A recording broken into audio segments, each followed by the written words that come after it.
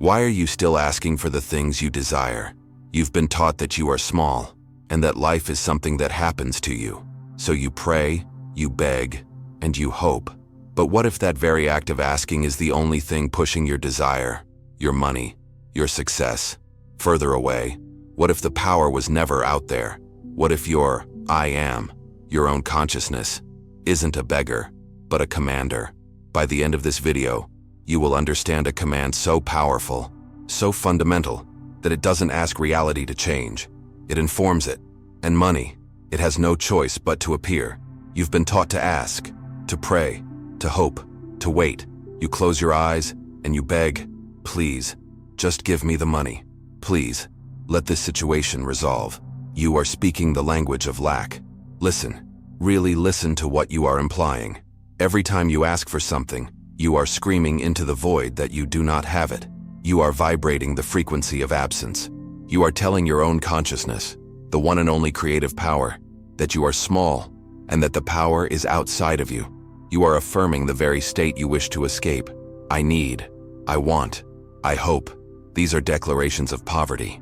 And the universe, which is only your greater self mirroring your inner conviction, faithfully hardens that lack into fact. It gives you more to need. It gives you more to wait for.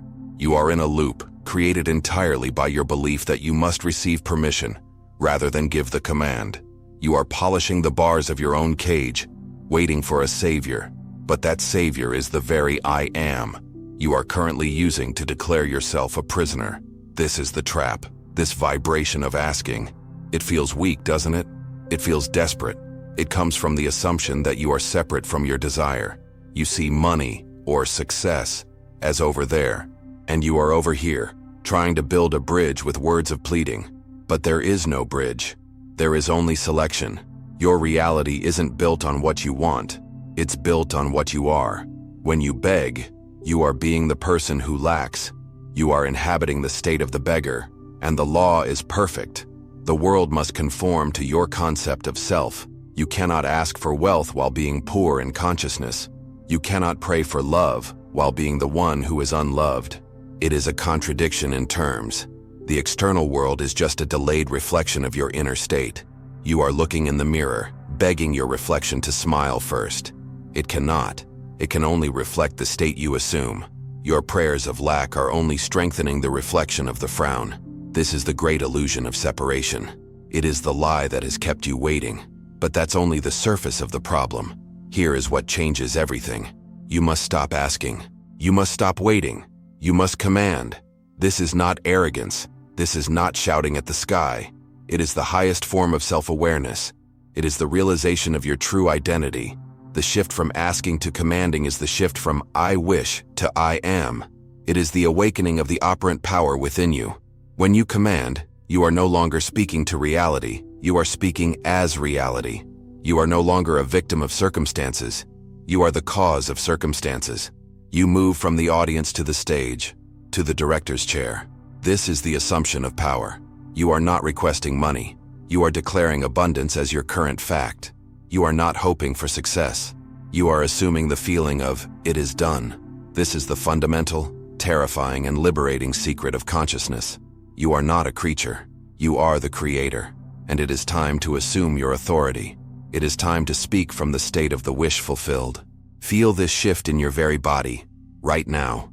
When you beg, notice how your energy collapses inward. You feel small, hollow. Your shoulders hunch. You are energetically looking up at a power greater than you. It is the posture of the servant. It is heavy, dense, and resistant. It is the vibration of please. It is the feeling of the world acting upon you.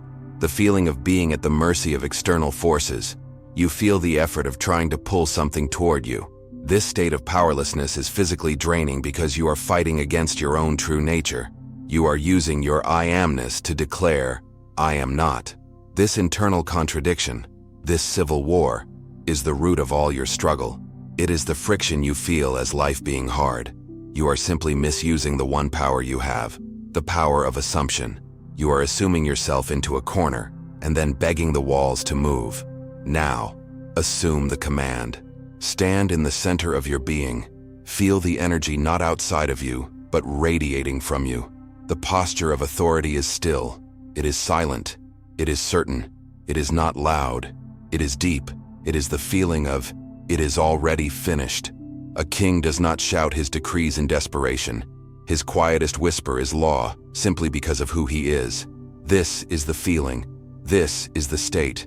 When you truly assume the wish fulfilled, your body relaxes. The striving stops. The hunting ceases. Why would you hunt for something you already possess? This energetic shift, this inner stillness, is the only thing that moves mountains. Reality doesn't respond to your desperate words. It must bow to your assumed state. When you occupy this new vibration of authority, the external world, money, people, opportunities, has no choice. It must conform. It must rearrange itself to reflect the new law you have decreed. You have become the law. So why do you hide from this power? Why do you cling to the old language of begging? Because asking feels safe. Waiting is comfortable. As long as you are waiting for an external power to save you, you carry no responsibility. If the money doesn't come, it's not your fault. It's God's will. It's the economy. It's bad luck. You can hide in the comfort of being a victim, a passenger in your own life. This state of powerlessness, this comfort of waiting, is an addiction. It's the illusion of safety. You are afraid to step into your true power of command because if you command, and it happens, you have to accept that you were the one who did it. And if you were the one who did it, you must also accept that you are the one responsible for the life you have right now. This is the terror of causation. It's easier to feel small and safe in the dark, hoping for a light, than to be the light. This is the great resistance. This is the truth that most humans will fight to the death to avoid. You are the operant power. There is no one else to blame. There is no external force holding you back. It is not your boss, not the government, not your past, not your family. It is only your assumption. Your consciousness, right? Your I am, is the only reality. The moment you truly accept this, the comfort of waiting shatters forever. Because if you are the cause, you can no longer blame the world for your lack. You can no longer find comfort in one day or maybe. You are confronted with your own absolute freedom, and absolute freedom carries absolute responsibility. This is the terror, the divine terror, of realizing you are God in your own reality. You are the sole creator, and the world is just your workshop. Most people are terrified of this level of accountability. They would rather remain a slave who can complain than a master who must create. You have seen the proof. Don't deny it. You've had those small coincidences, those moments where you knew something was going to happen right before it did. A thought of someone, and they call. A sudden feeling, and it manifests. You've seen the whispers of your own power, but you dismissed them. You called it luck or intuition. Why? Because the implication was too vast. It was too terrifying. If you were responsible for that small coincidence, you must also be responsible for the large tragedies. It's all or nothing. You cannot be a part-time creator. You are either the cause of your reality, or you are a victim of it. You cannot be both. And so, you resist the truth. You run back to the comfort of asking, back to the familiar state of powerlessness, because the burden of being the cause feels too heavy. It's easier to pretend you are merely living life instead of creating it. The illusion of one day is the opium of the masses. One day I'll be rich. Maybe it will work out. This is the language of the sleeper. It is the anesthetic you use to numb yourself to your own power. You are deliberately choosing to forget who you are, because remembering is scary. Remembering means you have to choose. You have to select your reality, assume it, and live in it now, without any external validation. It's easier to hope. Hope is passive. Hope is waiting. But assuming is active. It is a declaration. It is the selection of a new state of being. You have been avoiding the throne of your own consciousness because you are afraid of the crown. You are afraid of the authority it bestows upon you. You are hiding from the very power you are begging to save you. You are running from the only savior you will ever find, your own wonderful human imagination, your I am. And this is the checkpoint. This is the razor's edge. You cannot move forward. You cannot command until you accept this responsibility. You must be willing to abandon the comfort of blaming the outside world. You must be willing to stand alone as the sole author of your fate. You must accept that every single thing in your life, the good, the bad, the beautiful, the ugly, was not done to you, but done by you. Not by your hands, but by your consciousness, by your past assumptions, by the states you inhabited. This isn't a punishment. It is a revelation of your power. It is the keys to the kingdom. But you cannot unlock the new door while you are still blaming the old one for being locked. The terror of causation is the final guardian at the gate. To pass it, you must stop being the victim and become the cause. But how do you command?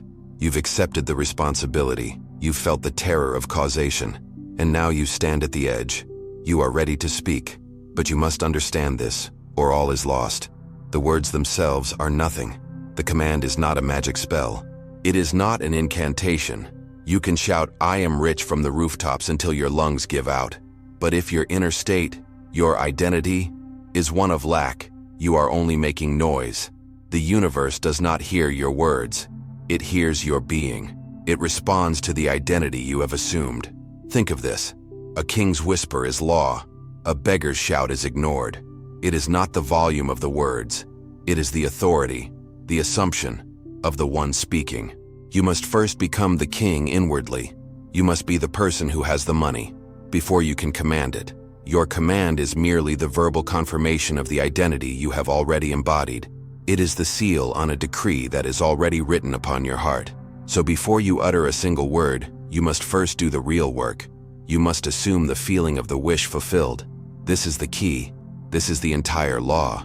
You must step inside the desired reality. Do not look at it as if on a screen. You must occupy it. How would it feel right now if your financial problems were completely permanently solved? Not, how would you react? Not the shock, but the feeling that comes after the shock. The calm, the relief, the stillness, the quiet, profound knowing that it is done. This is the state you must find. You must feel yourself to be the person you desire to be. You must wrap yourself in this new identity as if it were your only clothes. You must feel it as a memory, a fact that has already happened. You are not trying to make it happen. You are simply remembering the state of its fulfillment. This feeling, this is the substance of reality. Here is where 99% of people fail. This is the great trap of impatience. They feel the desperation, the lack, the need, and from that place of panic, they rush to the words. They shout the command, "Money, come to me." But the vibration they are emitting is, "I am in desperate need." The universe, being your perfect servant, ignores the desperate words and reflects the dominant feeling. It gives you more desperation. You cannot fool the law. You cannot plant a seed of doubt and harvest a crop of certainty. Your being, your feeling, is the command. The words are just the echo. If you speak from a place of lack, you are commanding more lack. You are using your divine power, your I am, to declare, "I am lacking," and the law must obey. You must have the discipline to wait, to ignore the screaming 3D world, and first, achieve the inner state of the wish fulfilled. Do not just watch your desire like a movie. This is the subtle failure. Watching it means you are still an observer. You are still separate from it. You are here, and your desire is there. You must enter the scene. You must be the actor. If you desire wealth, don't just see the money. Feel the security. Feel the texture of the things you can now do. Feel the relief in your shoulders. Feel the absence of the old fear. What does it feel like to walk, to breathe, to be the person who has already achieved it? This is the shift. This is the selection of the new state. You are moving your I amness, your core identity, out of the state of the man who lacks and into the state of the man who has. You must live from this new state, not of it. You must feel the world from that new identity right now. This assumption, this feeling, this is the only prerequisite. When you have truly assumed this state, a profound stillness takes over. The striving stops. The desperation vanishes. Why? Because you cannot desire what you already are. The hunger is gone, because you are full. You are no longer hunting for the money. You are resting in the consciousness of being wealthy. This is the position of power. This is the identity of the king. From this place of quiet knowing, from this silent assumption, now you can speak. Now your words have power. Now your words are not begging. They are decreeing. They are not asking reality to change. They are announcing the change that has already occurred within you. The command is simply the sound your new identity makes. It is the thunder that follows the lightning of your assumption. And from this state, nothing can resist your voice. You have achieved the state. You are resting in the stillness of the wish fulfilled. You are no longer the beggar. You are the king. You are no longer the effect. You are the cause. From this high place of knowing, your words finally have substance. They are no longer hollow hopes. They are decrees backed by the full power of your I am. You have become the authority. And now, you are ready to speak the command that seals this new reality. The command that announces your new law to the world of shadows. It is not a request. It is a statement of fact. It is the realization of your own divine nature. The command is this, and you must feel it resonate in your very bones. Nothing resists my voice. This is the ultimate truth. It is not something you are trying to make true. It is true because you are I am. Your voice, your inner voice, your assumed state, is the only creative power. The world, people, money, circumstances, they are just reflections. They have no will of their own. They cannot resist the mold of your consciousness. Say it, but do not say it from your old state of lack. Say it from the new state of fulfillment you have just assumed. Say it first as a whisper. Nothing resists my voice. Feel the implication of it. It means the no you heard last week was an illusion. It means the bank account's current number is a shadow. It means the resistance you thought you were feeling was just your own doubt reflected back at you. When you whisper this from the new state, it is not a hope. It is a verdict. It is the sound of your inner world shifting its tectonic plates. This whisper, spoken from the feeling of authority, is more powerful than the loudest shout of desperation. It is the vibration of law, not of hope. Hope is a beggar. Law is a king. You are shifting your entire being from the frequency of maybe to the frequency of it is done. This is the vibration that rearranges the atoms of your reality. Now let that vibration grow. From the whisper of certainty, let it become a knowing. Let it fill your chest. Nothing resists my voice. Feel the authority of it. This is your power as the operant power of the universe. Say it again. This time not with your lips, but with your entire being. Let it become a thunderous, silent declaration within your consciousness. Nothing resists my voice. Feel the finality. This is the moment you stop accepting reality as given and start creating it as chosen. This command shatters the illusion of external power. It dissolves the walls you thought were blocking you. Those walls were never real. They were only manifestations of your previous, weaker assumptions. By speaking this command from the state of the wish fulfilled, you are serving notice to the entire shadow world. You are announcing that a new king is on the throne, and that new king is your I am. This inner decree is the cause, but now you must stamp it into your timeline. You must move it from the unseen imagination to the seen world. This is an act of commitment. This is you, as the creator, impressing your will upon the clay of the world. I want you to take this command, this sacred, powerful realization, and record it. Write it down. Put it in the comments below. Nothing resists my voice. Do not do this lightly. Do not do this as a simple comment. Do this as a prophetic act. Do this as the act of signing a divine contract with yourself. When you write it, you are moving it from a fleeting thought into a permanent, recorded part of your reality. You are anchoring this new state. You are telling your subconscious mind, this is our new law. This is our truth. It is stamped. This physical act confirms the inner selection. It is the amen to your assumption.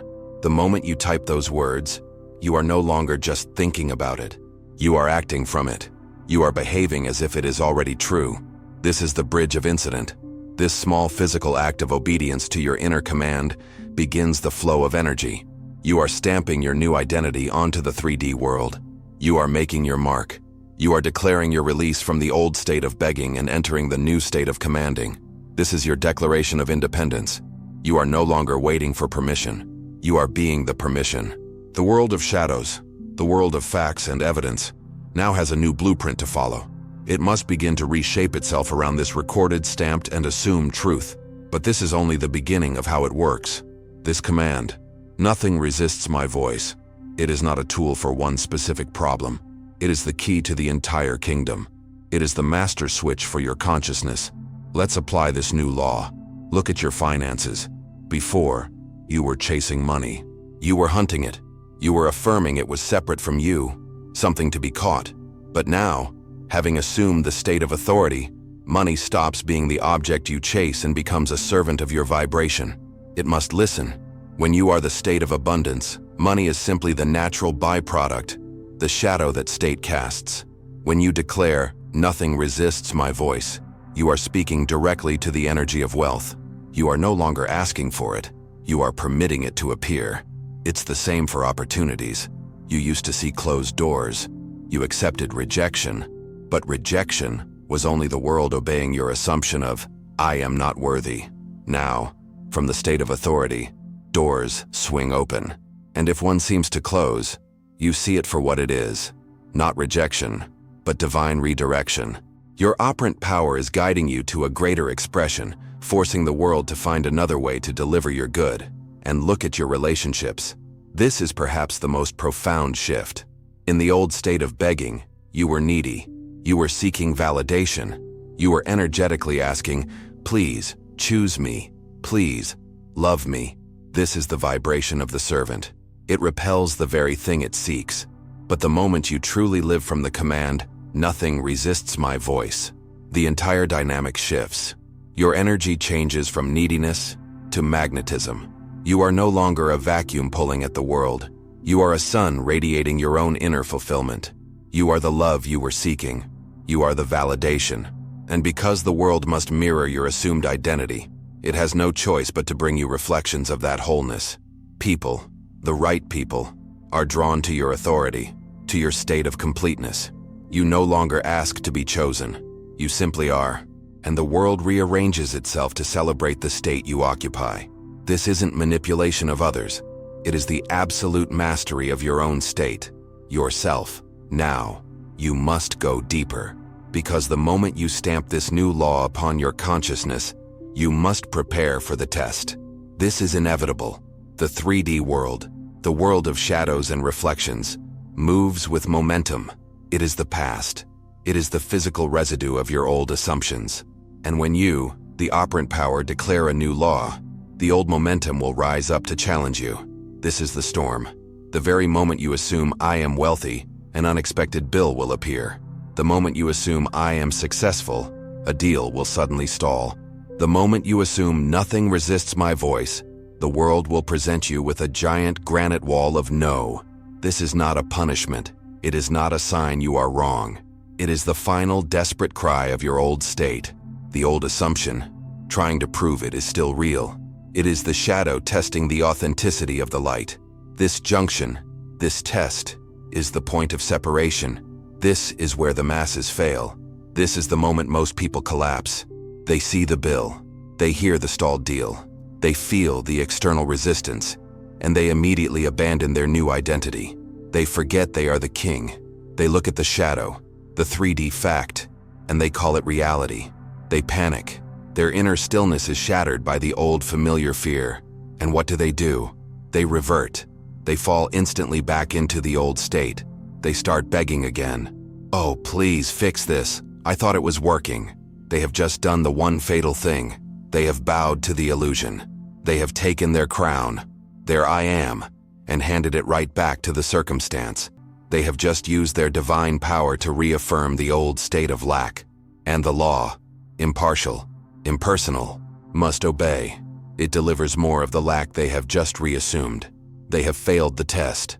But the one who has truly assumed authority, the one who has become the commander, does something else. This is the true response. You see the storm. You acknowledge the bill. You hear the stalled deal. And you do nothing. You do not react. You do not collapse. You do not budge from your inner state. You stand still in the center of the chaos, rooted in your new assumption. You look at the shadow, at this 3D fact, and you know it's unreality. You know it is just a dying echo of an old law. And then, from the stillness of your authority, you declare the command again, silently, calmly, but with the force of a thunderbolt. Nothing resists my voice. You are not fighting the bill. You are not denying the circumstance. You are informing it, informing all of reality, that it must conform to your new identity. You persist in the state of the wish fulfilled. This persistence is the separation point between the masses and the master. This is how you force the situation, force the entire world to bow to your assumption. You are no longer the one who asks. You are the one who commands, not with words, but with your being. Your inner voice is the only law. So, what are you going to assume is true right now? Tell me in the comments. What did you feel shift inside you when you declared, "Nothing resists my voice"? Subscribe, turn on notifications, and stamp this truth into your reality.